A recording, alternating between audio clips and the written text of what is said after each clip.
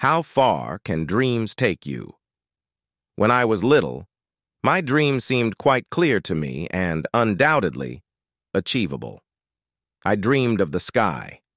I didn't just want to be closer to the clouds. I wanted to slice through them at speed, leaving behind only a trail from a jet engine. My father often joked that I started walking late because I always aspired to fly, not to take steps on the ground. This dream of flying wasn't just a child's fantasy. It became my compass. In school, when we were asked about our future profession, my classmates talked about wanting to become doctors, teachers, firefighters. I, without hesitation, declared, "I will become a pilot." My words elicited smiles and support, but I saw notes of doubt in the adults' eyes. "It's difficult. It's dangerous. You will need to study a lot." These phrases I heard over and over again. But they didn't scare me. They only added to my resolve.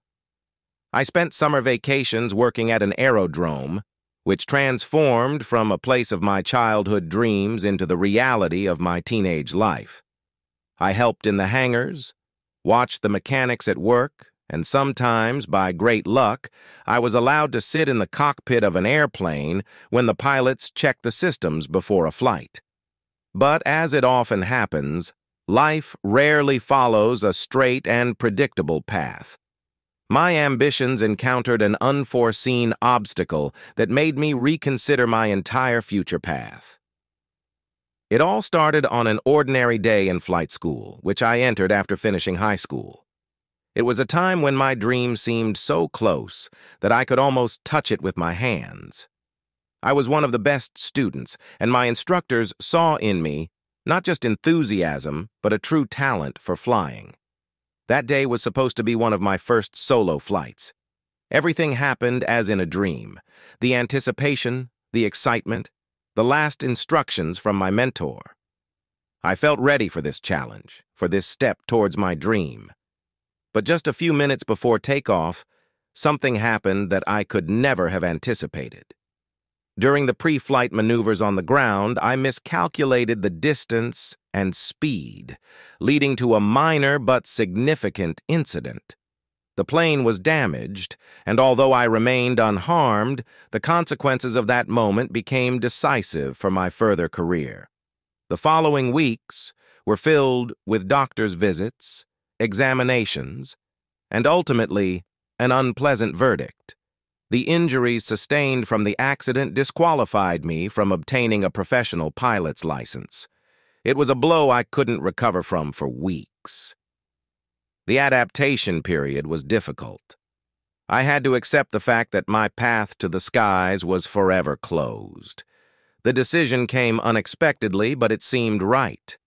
I turned my attention to law, a field that had always interested me, but previously seemed nothing more than a distraction from my main goal.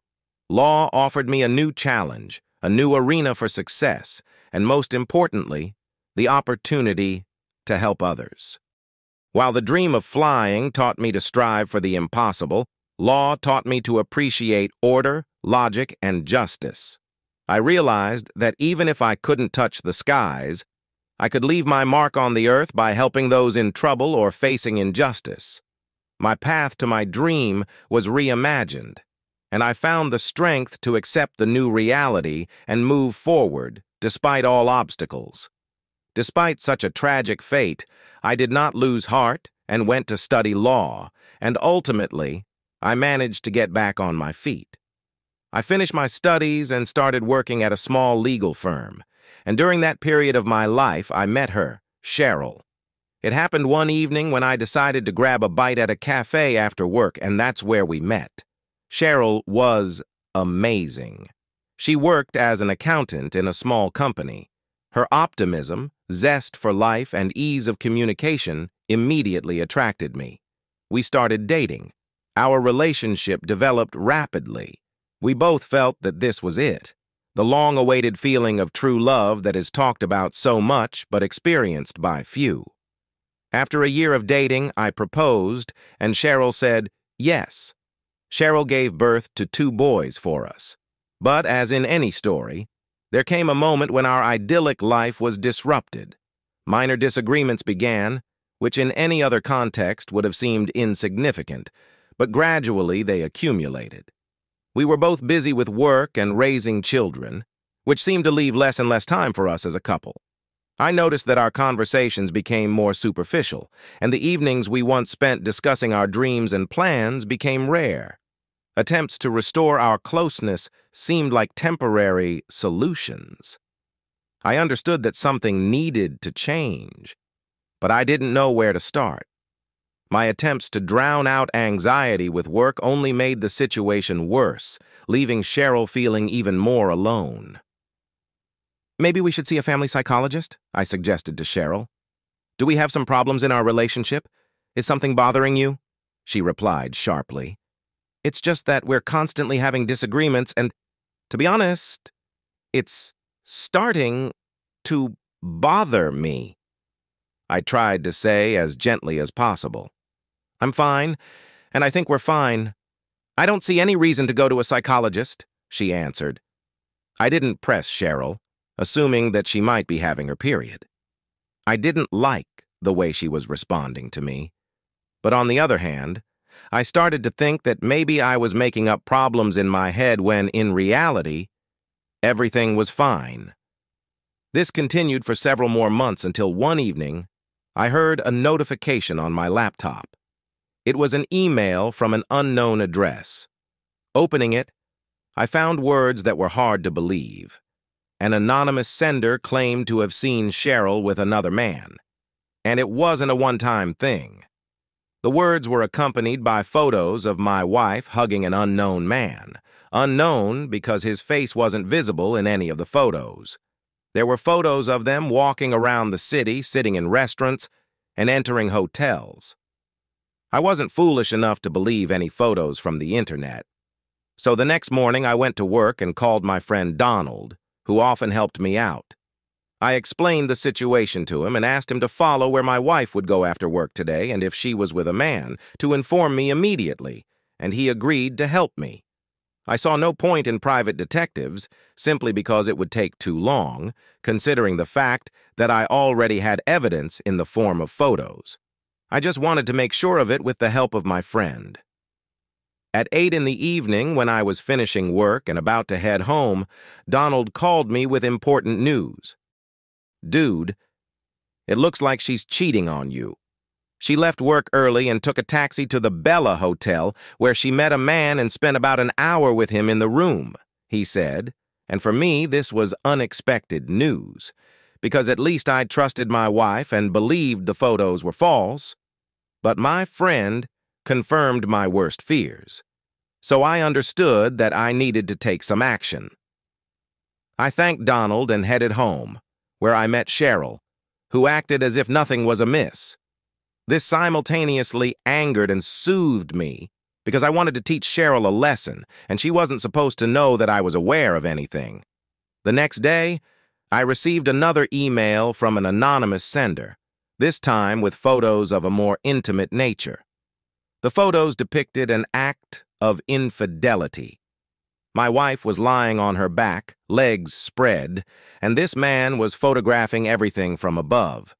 I didn't know who the sender was, but it seemed to be my wife's lover, but why was he sending these to me? I started to become truly paranoid, thinking that my wife was plotting against me or expecting some reaction from me. But I couldn't be sure. Since I had undeniable evidence, I wanted to file for divorce. But I wanted to protect myself and, if possible, take custody of our 2 children. That same evening, Cheryl approached me and said, "My parents have invited me to stay with them for the next week with our children. What do you think?" she asked. "I would love to go, but I have work, and I won't be able to," I said, and Cheryl stated that she would then go with the children, which meant she would not be home the following week, giving me a great opportunity to execute my plan. I wasn't sure yet what to do, but I was certain she was cheating on me, and apparently her lover really wanted to expose her secret affair, though I couldn't understand why he would want to do that. But It no longer concerned me. Making a difficult decision, I started to act. I quit my job so that I had the time and energy to deal with all the related issues. While Cheryl was preparing for the trip to her parents and thought I was disappearing into work, I was busy with important matters. I found a woman named Tammy, who closely resembled my wife except for her hair, but that was quickly fixed by a stylist acquaintance. Tammy worked at the same company as me, I knew her well, so she agreed to help me and act as my wife. In 3 days, we managed to make Tammy fake driver's licenses and a passport of my wife, and when Cheryl left for another city, we started to act. First, we went to the bank, and with Tammy's help, I withdrew all the money from our joint account and also blocked Cheryl's cards. The next day, Cheryl called me and asked me to go to the bank to find out what was wrong with her cards. I said I would definitely look into it, although I was already busy with entirely different matters. Officially, the house belonged to both Cheryl and me, but through legal maneuvers, Tammy and the house ended up entirely mine. A process that took 3 days, resulting in the house being fully mine, with Cheryl having absolutely no claim to it. I wanted to sell the house, but decided to postpone this action, as I wanted Cheryl to return to my house and leave the children there, and only after that would I kick her out. While I was in the house, I inspected Cheryl's belongings, and at some point, I became even more angered, hurt, and pained by her betrayal. So I started to destroy Cheryl's things, which I had given her during our marriage.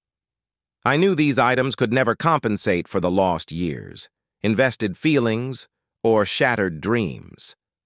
Yet their destruction was a symbolic act that allowed me to cope with the inner pain. It was my way of saying goodbye to the past and freeing myself from it, to start anew. With every torn letter, every thrown-away photograph, I felt the shackles of resentment and betrayal falling away, giving me a chance at a new life. I began tearing her things apart and ended with the destruction of her gadgets, laptops, headphones, and everything else. I did not want her to use anything after our divorce. I had a lot of money because, with Tammy's help, I had emptied all our joint and her personal bank accounts, half of which I transferred into cryptocurrency, and the rest I scattered across my personal accounts. Also, in a burst of emotion, I made a significant purchase. The Dodge Challenger I had dreamed of since my youth was now parked at my house. This was not just the acquisition of a car, it was the acquisition of freedom, the ability to move forward, explore new horizons, and discover new paths. With every drive in this car, I felt my self-confidence returning, gradually finding myself in this new world full of changes. Cheryl and I had the money to buy such a car, but she always told me it was a waste of money, that a car is not a luxury, but a means of transportation. During that crazy week, I remembered all the times Cheryl had held me back. When I wanted to buy something for myself, she always dissuaded me. But when she needed something, it was important. I think that's why I decided to destroy all her things. My knowledge in law greatly helped me. I was able to protect myself and commit numerous schemes that could have landed me in jail. But the only thing I wanted was not to be cuckolded, a desire that was stronger than anything else. So I didn't care about the legality of my actions. When everything was prepared, I just waited for Cheryl's return. When Cheryl returned home, after a week away, she discovered that her world, so familiar and cozy, had collapsed. Police cars were parked near our house, and I saw her approaching the home, unaware that it was no longer hers. "Oh my God, James! What happened?" she asked. "You wouldn't believe it. We were robbed this morning while I was at work," I said, fabricating the robbery to justify why half of Cheryl's belongings were gone and the other half destroyed. After the police left, Cheryl entered the house and couldn't believe her eyes. She also noticed my new car and started yelling at me. James, are you completely out of your mind? She began hurling accusations at me, but she had no idea what was coming next. I covered her mouth with my hand and asked her to listen to me.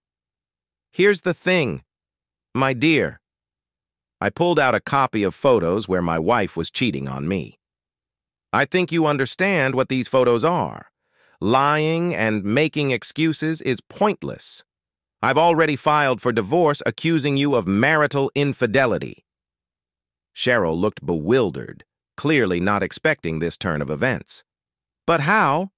I don't understand, she said, reminding me of the first month of our relationship when she appeared innocent and kind. Also, until the court's decision, you cannot stay in the house, as it legally no longer belongs to you, and the children will stay with me too, I said, and handed her a paper with an official seal. She looked at it and began to cry, but I was indifferent to her tears. You're to blame for this. When you decided to cheat, you should have understood the consequences of your actions. However, I can make a concession if you tell me who your lover was and why you decided to cheat on me, I said, and all I heard from her at that moment was, "Go to hell." She turned around, got into the car with the children, and drove away. I wasn't worried because I knew the children would be returned to me in a day or two, but the one thing I didn't find out was who my wife had cheated on me with. A couple of days later, Cheryl came to me on her own. She had no money, not even for lawyers. She couldn't even take care of the children. She realized she had fallen into a trap. All her accounts were blocked. Our home was no longer hers. I realized this was your doing. What do you want? She asked.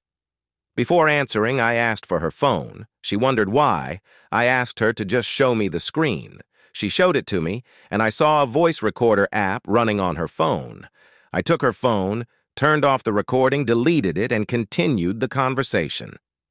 I need you to voluntarily divorce me and not claim any of my personal property. Then I will return all your money, I said, knowing she had no other choice.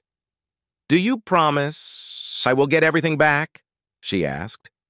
I promise, I said, having crossed my fingers on my left hand beforehand. I gave Cheryl some money for the time being, thereby convincing her that I had no intention of deceiving her, and she willingly believed me. The children stayed with me, so I was happy. As time went on until the trial, I took the children to my parents and focused on selling the house, as I was the sole owner, and my current wife officially had no claim to it whatsoever.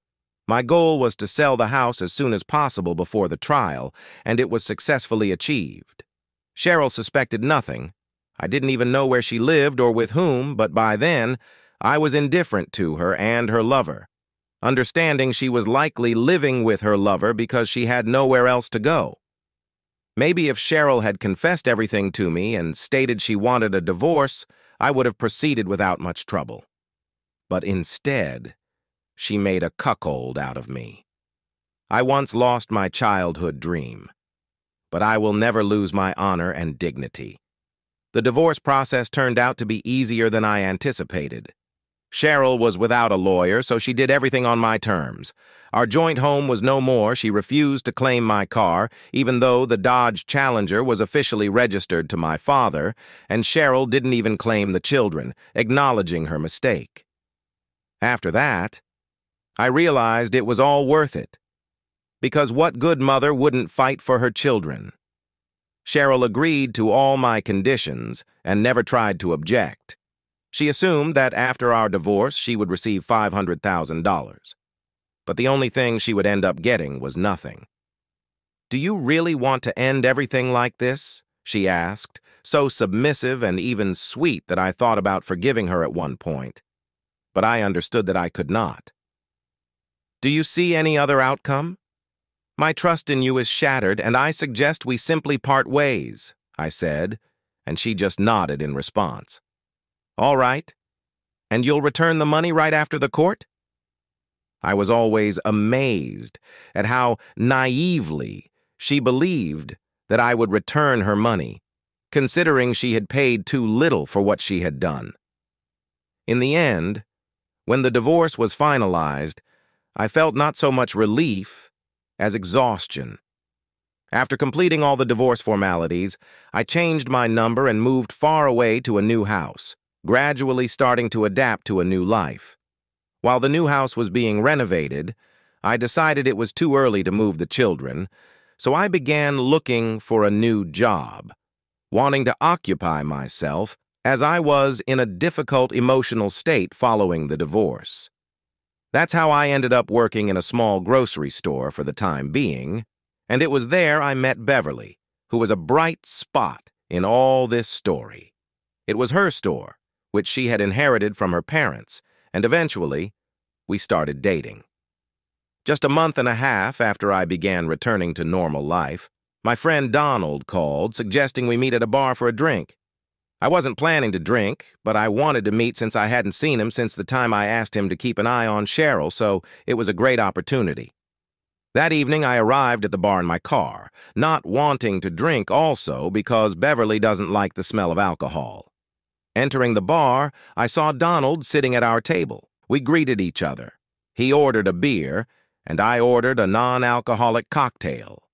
Donald was acting strange, and within the first 10 minutes of our conversation, he had already become annoying, asking about things he shouldn't have been. He inquired about the money I promised Cheryl after our divorce, tried to find out where I was hiding the children, and how I managed to pull off the entire scheme against Cheryl with the house sale and canceling the accounts. I immediately understood that this conversation was not friendly.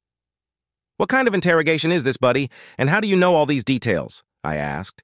"It's just not right to deceive women, you know," he said. "I didn't deceive anyone. I took what was rightfully mine," I said. "You were supposed to just divorce her, not deprive her of everything," he said. "I simply returned her to the level she was at when we first met. It's only fair," I said, and immediately realized something. "You mean I should have just gotten a divorce? What are you talking about?" "You go through such schemes, yet you can't figure out the basics. I am that very anonymous sender," he said, and everything clicked in my head. "Are you saying you were my wife's lover?" I asked. "Bingo, dude. You finally got it." He paused briefly and continued. "You should have just divorced Cheryl, not ruined her life completely. We love each other, and our marriage was the only obstacle. So, dude, if you want to stay healthy and avoid problems in the future, you need to return all the money and then some." He said all this, and I began to look around. In the corner of the bar, I saw two big guys looking suspiciously at me, and I realized I was trapped, something I could not have anticipated. "You need to return $500,000 plus moral compensation for all the destroyed items," he said. "And if I refuse, then what?"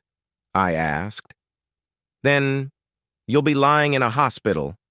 And believe me, your injuries will be much more serious than that incident from flight school," he said, hitting me where it hurt most. I decided to take matters into my own hands.